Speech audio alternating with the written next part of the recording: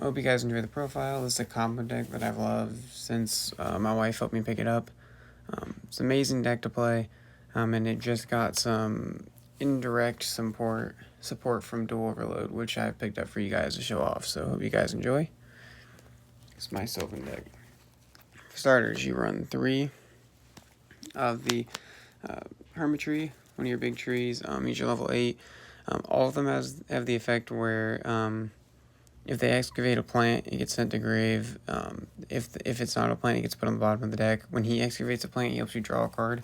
And then they all have effects when they're excavated. When he's excavated, you stack the top 3, which is kind of the theme of the deck, is to stack the deck the way you need it, and then excavate the card you need, which is really cool. Next, I run 2 of the second big tree, Sage Goyle, which I have up here on this awesome map that I drew for this deck. This deck's awesome. So, hope you guys enjoy that as well. If a Sylvan card is excavated, you can special them for free out of your hand, which is why I run 2, because I at least don't want to see him. Then he can excavate a card if it's a plant sent to grave, not on the bottom of the deck, which is really good. Next, I run 3 Sylvan Flower Knight. What's important about him is his effect is not once per turn, which is why I run 3. If he's excavated, you can stack a Sylvan card on top of your deck, which is really cool. Then if he's normal summoned, you can excavate a card. I do have 2 German copies and 1 English copy. It's just all I've been able to find over the years. I haven't really gone searching, and if I already have them, I'm not going to buy them online. But I do have a English version just in case I'm dueling off to the side, because I want to run 3 but only have 2 English. So when I bumped it, I just replaced it for the German copies. But either way. And then I run 1 Sylvan Martial Leaf and 1 Sylvan Kumashimo. When Martial Leaf is excavated, it pops monsters. Kumashimo pops spells and traps. When he's normal summon, you can excavate 1 or 2 cards from your deck. When Kumashimo is flipped, you can excavate 1 to 5 cards. So he excavates more, which is a lot slower. I just have him in here to get a monster or spell and trap card removal. And they're not once per turn either if you do run multiple copies. 2 Sylvan Peacekeeper. He's your monster born if he's excavated. When he's normal summoned, he excavates 1. The only reason I run 2 of them, though, is because his effect is once per turn. So you don't want to be milling multiple copies when you're trying to combo off. Same with Cherub Sprout. Really good. When he is excavated, you special summon a level 1 plant from deck, so it gets your tuners out of the deck. When he is special summoned, he excavates a number from 1 to 2, which is really cool. But it also his effects are once per turn as well. Then we run 2 Sylvan Princess Sprout. She's not once per turn, but playing more than the 2 seemed really cloggy, because you really just want her to end off your combos in like an Exceed or a Synchro.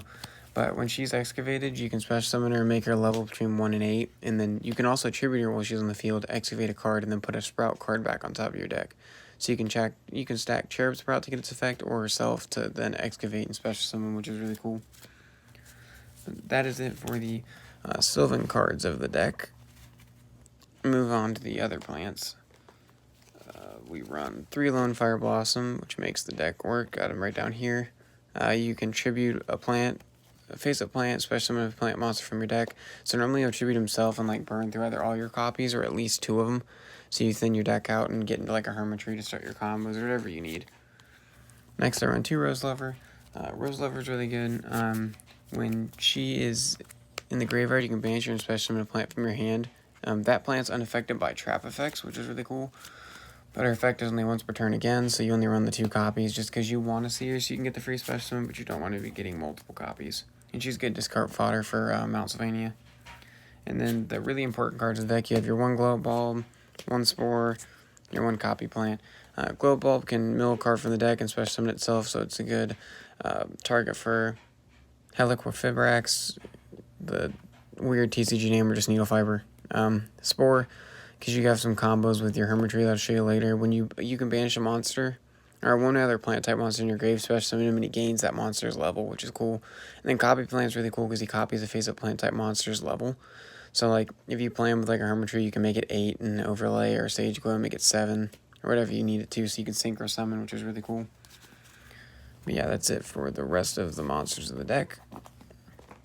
We'll go on to our spells. I play 2 Mount Sylvania, 1 Terraforming. Yeah, you really don't want to be running more than this, I think, because that terraforming is basically your third copy of Sylvania, because you want to be running as minimal amount of spells and traps as you can in the deck, because you won't combo off anymore if you keep milling spells and traps.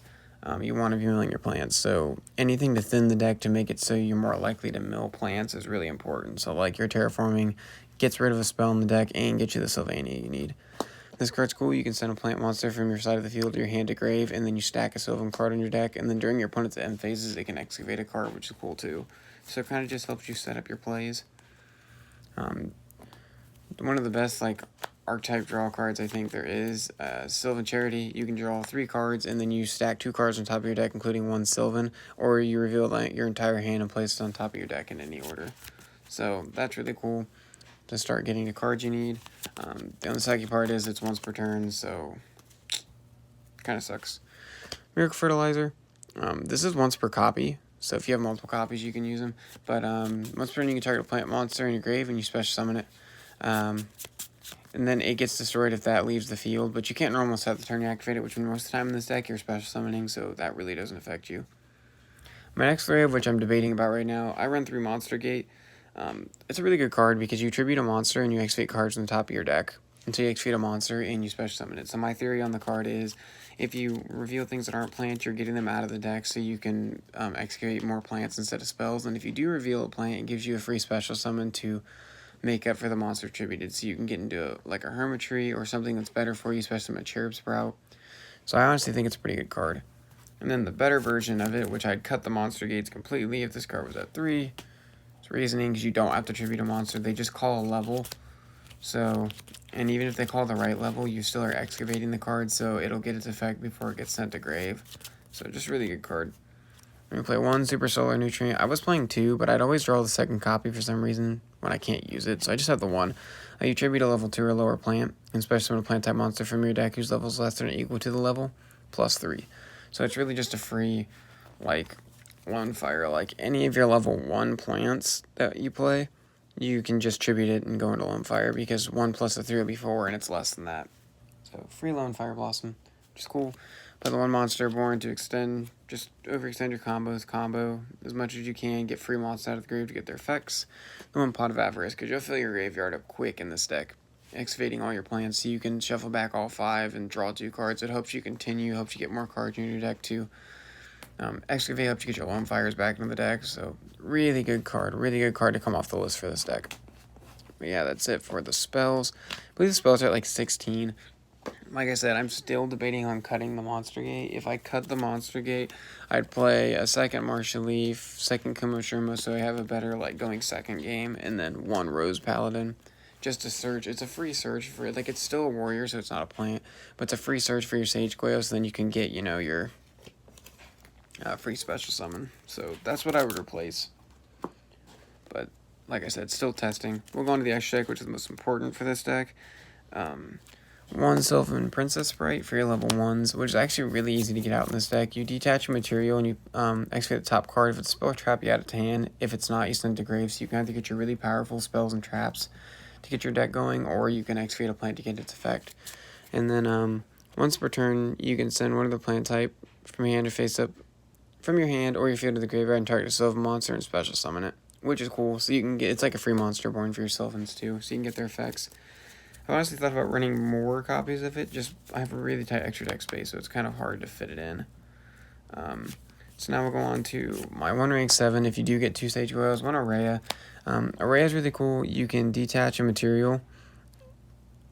Let me make sure I get this right for you guys. Okay, yeah, you can send a plant type monster from your field or your graveyard and stack cards on top of your deck equal to its level, and then you can detach a material from them, excavate a number of cards, 1 to 3, and then bounce cards in the field equal to the amount of plant type monsters you excavate.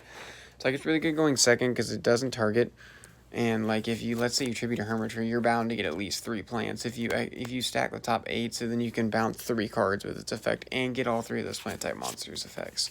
So it's a really good card. And then on to your rank 8s. Play 1 number 23 Lancelot, Knight of the Underworld. It's a mouthful. When he attacks your opponent directly while it has a material inflicts battle damage, you can target a face-up monster and destroy it. So it's removal, and then once per turn, it's like Light and Darkness Dragon. During either player's turn, a spell or trap or another monster effect is activated, you can detach a material and negate the activation.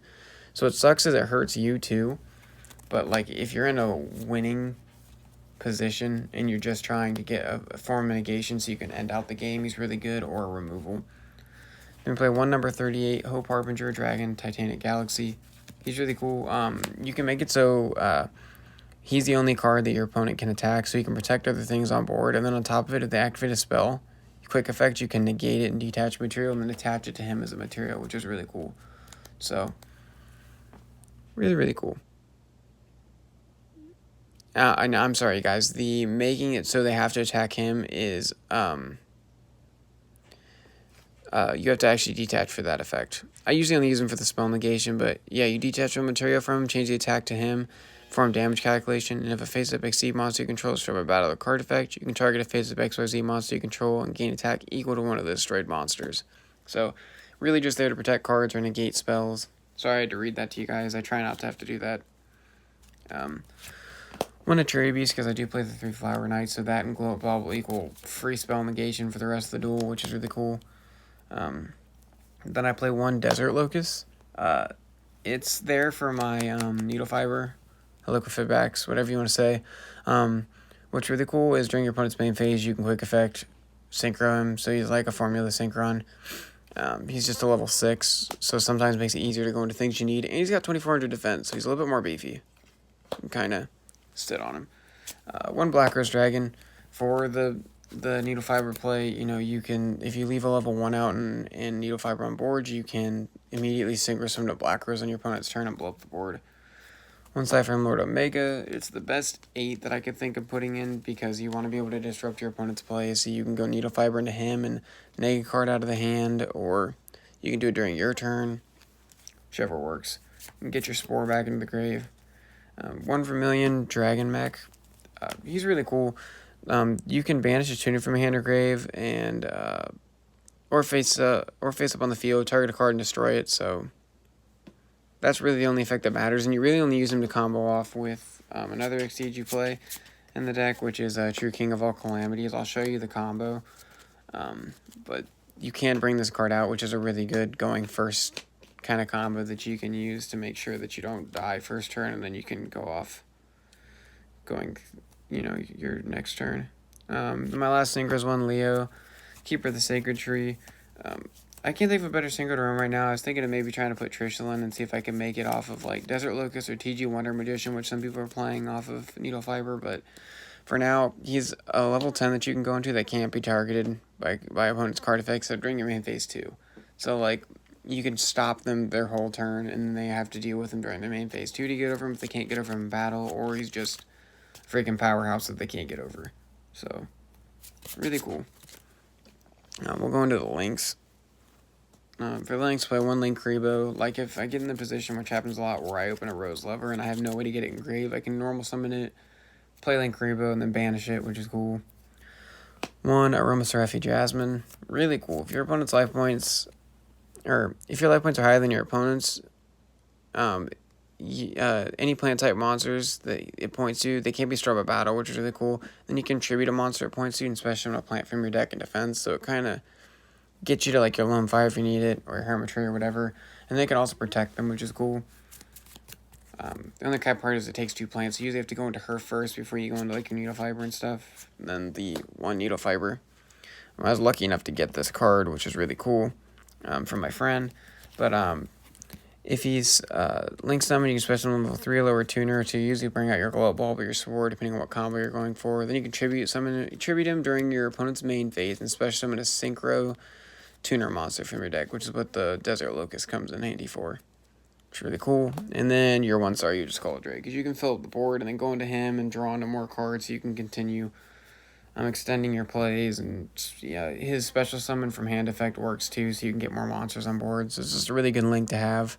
And now that he's reprinted, I can pick a copy up. So yeah, guys, hope you guys enjoy. Shout out to my friend Brian for the Needle Fiber. He bought like 3 boxes when it first came out, because I haven't been able to leave in the house to make sure my daughter's safe. And he actually pulled 2 copies and let me have the second copy. So He's a great dude, so I appreciate him. But yeah, that is my deck for you guys. Let me go into my combos so I can show you guys how the deck works. So one of your best ways to do it is if you've gotten, like, let's say you've gotten your Hermitry off your Lone Fighters, and then you either excavate your Cherub Sprout after stacking with the Charity or a Sylvan or whatever. If you excavate the Cherub Sprout with Hermitry, you'll get to special summon your Spore. This is all you need, but you have to special summon the Spore from your deck or, hand or whatever. Normal summon it. You'll synchro them. And you're going to your Vermilion Dragon Mech, which is really good. You usually won't use this effect unless you maybe have your other, like, copy plant you've excavated. You can pop a card, which is just a bonus. And then what you do in Grave is you'll banish your Hermitry and special summon your Spore, which will make it a 9. And then you can overlay them and go into True King of all Calamities, which is really cool.